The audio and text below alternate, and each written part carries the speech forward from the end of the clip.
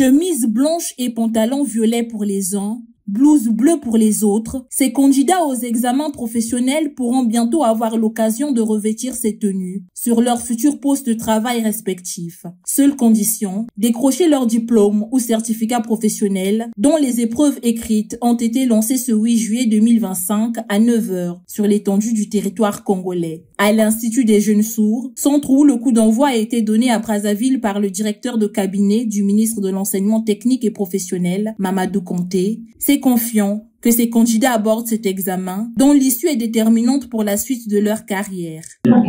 J'étais un peu stressé, mais sinon là, ça va. Ce diplôme-là va beaucoup m'aider dans ma carrière. C'est pour affronter beaucoup de choses qui vont se présenter aux jours à venir.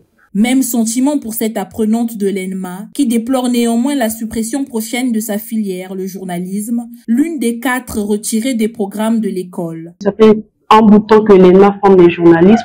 Nous connaissons tous les réalités de l'STC Bayardel et je trouve que la formation à l'ENMA était mieux parce que nous faisons la pratique par rapport à ceux qui sont à Bayardel et je trouve que c'était pas vraiment c'était pas nécessaire de fermer la filière journalisme à l'ENMA.